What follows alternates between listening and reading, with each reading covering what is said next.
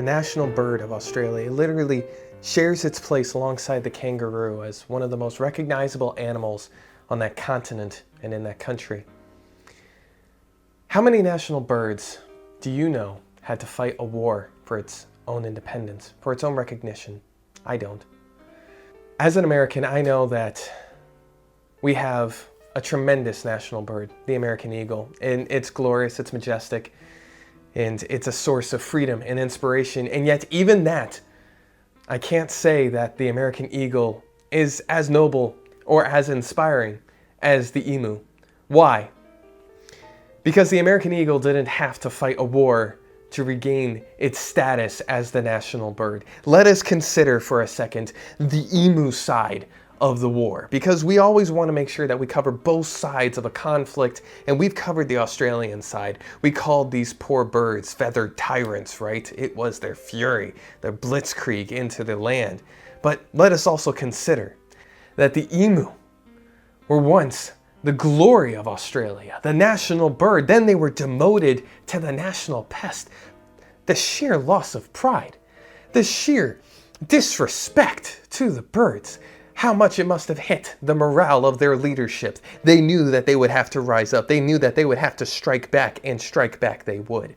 See, after their mating session in Western Australia in the year of 1932, normally they would go on vacation and they would head down to the coast where it was warmer climate and they would be able to find their food. But they recognized that there were interlopers upon their land, into which they saw that there were many farms going about growing wheat, delicious wheat with fresh water. And they figured, why must we have to trek through and abandon our lands when we were here before these men were? And so they figured, hell, it looks like there's a lot of free food for us. It's time for us to feast and enjoy ourselves. Now, they realized that that was a bold strategy. And once the Australians decided to mount their guns and sound the trumpets of war, they were not going to stand for it. The emu stood strong. Even if 1,000 had to die for their independence, they would fight for it. And fight they did. And not only were they able to fight, they were able to win. Think, for every single emu that fell, the inspiration. Think of all the voices that we don't know because we just don't speak emu, that were able to speak for the cause, for all the blood that was spilled. Perhaps more inspiring than anything in the American Revolution, because after all, the Americans weren't found in good favor in the British eyes.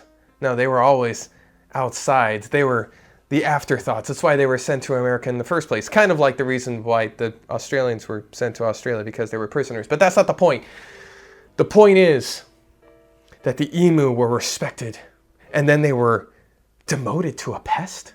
No, they would not stand for it.